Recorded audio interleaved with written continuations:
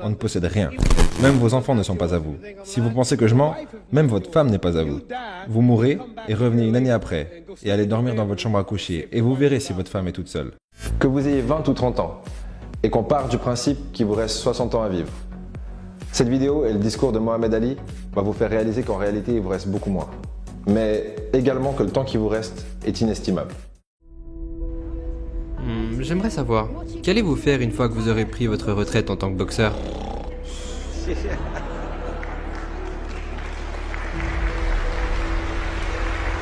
think he's probably taking the last count at the moment. I'll do my best to wake him up for you. Juste dormir. C'est tout ce que je ferai. Do when he retires. Non, quand je prendrai ma retraite, je ne sais pas vraiment. J'aimerais dire quelque chose ici. Et ça vous fera peut-être tous réfléchir. La vie n'est pas très longue. Disons que la personne moyenne ici a 30 ans. Si vous avez 30 ans, vous avez été éveillé et actif environ 7 ans. Comment puis-je le prouver? Ajoutez toutes les 7 à 8 heures que vous avez dormi par nuit pendant 30 ans. De ces 30 ans, la nuit dernière, quand vous êtes allé au lit, et vous vous êtes réveillé ce matin, vous ne vous souvenez de rien. Donc vous avez été inconscient pendant environ 8 ans sur ces 30 ans. Vous avez dormi environ 8 ans, ok? Combien de déplacements avez-vous fait depuis la station télévisée, à la maison, vers un autre pays, vers une autre ville, à l'école, à l'église? Vous avez probablement passé 2 ans à faire des allers-retours pour aller là où vous vouliez aller. Donc il y a 8 années de sommeil, 2 ans de déplacement. Et il y a 30 ans de votre vie avant que vous accomplissiez quoi que ce soit. Combien de temps vous restez à l'école aux États-Unis? L'école depuis le premier niveau jusqu'au 12e niveau. Est-ce que c'est la même chose ici? 6 heures par jour?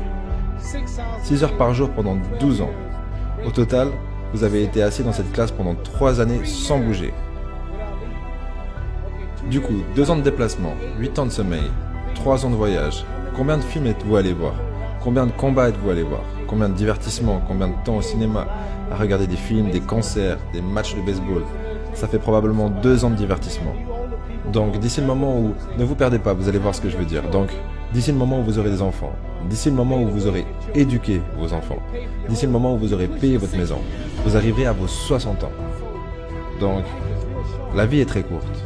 Et quand vous ajoutez tous vos voyages, toutes vos heures de sommeil, d'école et de temps à vous divertir, vous avez probablement passé la moitié de votre vie à ne rien faire.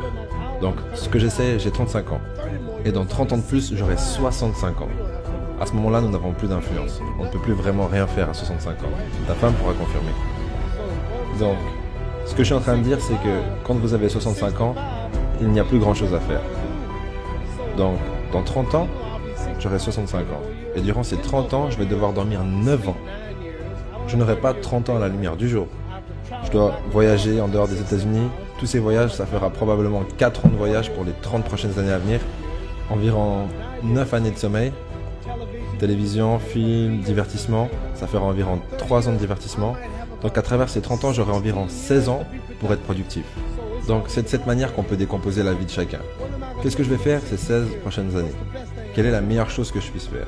Du coup, la réalisation qu'ils nous apportent est bien pire que ce qu'on peut concevoir. Parce qu'à cette époque, ils n'avaient pas le iPhone X. Et à cette époque, du coup, le temps qu'ils perdaient était bien moins conséquent que le temps qu'on perd au jour d'aujourd'hui. Et c'est pour ça que j'ai envie de partager une application avec vous. J'y gagne rien du tout. Le but, c'est vraiment de vous apporter un maximum de valeur. L'application s'appelle Moment, M-O-M-E-N-T. Et cette application vous aide en fait à traquer combien de temps vous passez sur votre téléphone et sur différentes applications.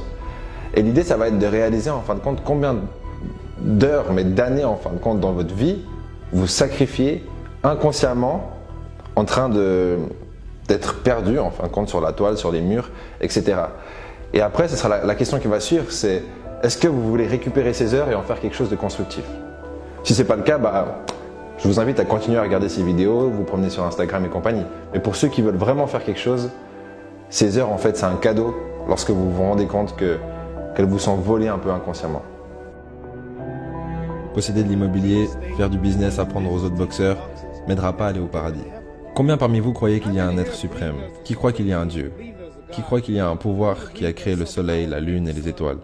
Combien parmi vous ne croyez pas que tout ça est arrivé comme ça? Quelqu'un de plus intelligent a créé ça. Combien parmi vous croyez qu'il y a un Dieu? Combien parmi vous croyez qu'il n'y a pas de Dieu? Ok. Qu'il n'y a pas de Dieu. Si je vous disais, pour ceux qui ne croient pas en Dieu, si je vous disais que ce verre est apparu de lui-même, il s'est créé lui-même, aucun homme n'a fait ce verre, est-ce que tu le croirais? Est-ce que tu croirais que ce truc s'est fait lui-même? Non, quand je vous dis ça, vous n'y croyez pas, n'est-ce pas? Somebody's doubting it, yes. I'm giving you the Non, answer that elle n'y croit pas non plus. Si je vous disais que ce plateau télé est apparu de lui-même en existence, et qu'aucun homme ne l'a fait, vous diriez que Mohamed Ali est un fou. Donc ce verre ne peut pas se créer lui-même. Si je vous disais que vos habits que vous portez se sont cousus eux-mêmes, personne ne les a créés, ces habits se sont créés eux-mêmes, vous ne me croirez pas. Mais si vos habits n'ont pas pu se faire seuls, si le verre n'a pas pu se faire seul, si ce building n'a pas pu se faire tout seul, comment est-ce que la Lune est apparue là-haut? Comment est-ce que les étoiles, Jupiter, Neptune et Mars, et le Soleil, comment est-ce que la nature, comment tout ça est apparu si personne de plus intelligent ne l'a planifié? Donc ce que je veux dire c'est que je crois qu'on sera jugé. Est-ce qu'un homme comme Hitler peut tuer tous les juifs et s'en sortir comme ça? Quelqu'un le punira. Si ce n'est pas maintenant, ça sera quand il meurt, en enfer pour l'éternité. Donc ce que je vais faire quand j'aurai fini la boxe, ça sera de me préparer pour rencontrer Dieu. Parce que mon avion pourrait très bien exploser. Est-ce que les avions n'explosent pas par ici des fois? Est-ce que les gens ne meurent pas tous les jours? Ok, c'est une chose effrayante de penser que j'irai en enfer pour brûler pour l'éternité. Donc, qu'est-ce que je vais faire? Je prends tout ce temps pour répondre à une question simple parce que vous me posez une question et je ne peux pas juste répondre comme ça. Quand j'aurai fini ma carrière dans la boxe, je ferai tout ce que je peux pour aider les gens. C'est pour ça que je suis ici aujourd'hui avec Johnny Walker, ce pauvre homme qui est venu jusqu'aux États-Unis. Et il y a plusieurs gars qui ont besoin d'argent. Et quelqu'un m'a appelé pour que je vienne les aider. Dieu me regarde. Dieu ne me fait pas d'éloge parce que j'ai battu Joe Frazier. Dieu n'en a rien à faire de Joe Frazier. Dieu s'en fout de savoir que l'Angleterre, l'Amérique est riche. Tout est à lui.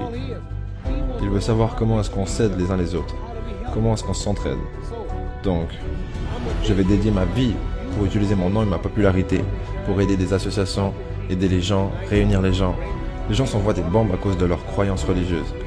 On a besoin de quelqu'un dans le monde pour aider à établir la paix. Donc quand je meurs, s'il y a un paradis, je veux le voir. Parce qu'on vit combien de temps? 80 ans? Les probabilités sont que certaines personnes dans cette pièce seront mortes dans les 20 ans qui viennent. Certains d'entre vous seront morts dans les 50 ans qui viennent, d'autres dans les 30 ans, 60 ans et d'autres dans 70 ans qui viennent. On va tous bientôt mourir.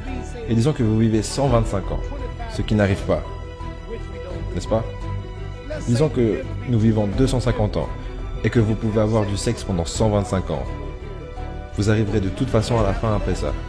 Mohamed Ali croit en ce qu'il croit. Moi personnellement, ce qui m'intéresse le plus, c'est la proximité qu'il entretient avec la mort. Quand vous regardez un peu autour de vous, la plupart des gens vivent en ignorant le concept de la mort, en ignorant le fait qu'ils vont bientôt mourir. Et qu'est-ce que c'est bientôt? C'est de toute façon plus tôt que ce qu'on voudrait.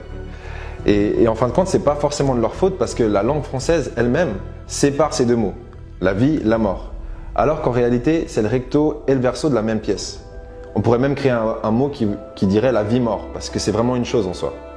Et quand vous vous rendez compte qu'en fait ces deux choses sont attachées et que vous vivez en réalisant que chaque minute qui passe vous rapproche de la mort, cette limitation, en fin de compte, valorise la vie et la rend bien plus précieuse. Donc, on a environ 80 ans sur cette terre. C'est un test pour voir si nous passerons notre vie en enfer ou au paradis. Ce que vous vivez maintenant n'est pas la vraie vie. Votre vrai vous est en vous. Votre corps vieillit. Allez voir dans un miroir. Vous allez perdre vos dents, vos cheveux vous abandonneront, votre corps fatiguera, mais votre âme et votre esprit ne mourront jamais. Ces choses vivront pour toujours. Donc votre corps est juste une maison pour votre âme et votre esprit. Dieu nous teste pour voir comment est-ce que l'on vit, comment est-ce que l'on se traite, pour ensuite que l'on puisse découvrir notre vraie maison au paradis. Donc toutes ces choses physiques ne dureront pas très longtemps. Donc ma voiture, ce building sera toujours ici lorsque l'homme qui l'a construit sera mort. Il y a beaucoup de rois et de reines d'Angleterre, ils sont tous morts. Après le roi actuel, un autre suivra. Donc on ne restera pas là, nous sommes juste des occupants. On ne possède rien. Même vos enfants ne sont pas à vous. Si vous pensez que je mens, même votre femme n'est pas à vous. Vous mourrez et revenez une année après et allez dormir dans votre chambre à coucher et vous verrez si votre femme est toute seule. Vous ne possédez pas votre femme. J'ai divorcé. Vous avez peut-être entendu parler de ça. Et mes 4 enfants appellent un autre homme papa maintenant. Ils ne me voient plus maintenant. Vous ne possédez pas vos enfants. Vous ne possédez pas votre famille. Donc qu'est-ce que je suis en train de dire? la chose la plus importante dans la vie. C'est qu'est-ce qui va se passer quand vous mourrez? Irez-vous en enfer ou au paradis pour l'éternité? À quel point est-ce que l'éternité c'est long? Imaginons, prenons le désert du Sahara. Il y a beaucoup de sable dans le désert du Sahara, n'est-ce pas? Maintenant, imaginez qu'un grain de sable représente 1000 ans. Et que quand vous êtes en enfer en train de brûler, après votre mort, vous brûlerez pour toujours et sans fin. Combien de temps ça veut dire? Pour vous donner une idée, si on revient sur ce désert, je vous ai dit d'attendre 1000 ans. Et tous les 1000 ans, vous prendrez un grain de sable, jusqu'à ce que le désert soit vide. Ok? Attendez 1000 ans, prenez un grain de sable. Attendez 1000 ans de plus, avant de prendre le prochain grain de sable. Continuez à faire ça jusqu'à ce que le désert soit totalement vide. Je veux dire, les États-Unis n'ont que 200 ans. Il y a donc 800 ans de plus avant le prochain millier. Donc moi, ça me fait juste peur de savoir que je peux mourir un jour et aller en enfer. Je suis dans un avion qui pourrait exploser. Je suis toujours en train de voyager. Et de devoir aller en enfer et que Dieu me juge. La police, par exemple, je pourrais tuer des gens, je pourrais voler des gens. Les autorités ne pourraient ne pas m'attraper. Le FBI, Scotland Yard ne m'attraperont peut-être pas. Mais quand je mourrai, quelqu'un me regarde et garde ses comptes. Et je ne pourrai pas m'enfuir. Et je brûlerai pour toujours et à jamais. J'irai au paradis. Donc, qu'est-ce que je ferai quand j'aurai fini la boxe? Je n'ai que 16 ans pour être productif. Donc, je vais me préparer à rencontrer Dieu et aller au meilleur endroit. Ça fait sens? Bouddha avait compris que l'état naturel de l'être humain était souffrance. Et parmi les éléments qui génèrent cette souffrance, il y avait l'attachement. Et Mohamed Ali est libre de cet attachement, ce qui lui permet d'être Mohamed Ali. Parce qu'en fin de compte, il n'est pas en train de compter tout ce qu'il a perdu ou tout ce qu'il pourrait gagner. Il est simplement surprésent. On voit même pendant cette interview qu'il est plus que présent. Et la place et l'influence qu'il a est juste incroyable pour cette raison. Du coup, pour moi, c'est clairement un des éléments dont j'essaie de m'inspirer de Mohamed Ali.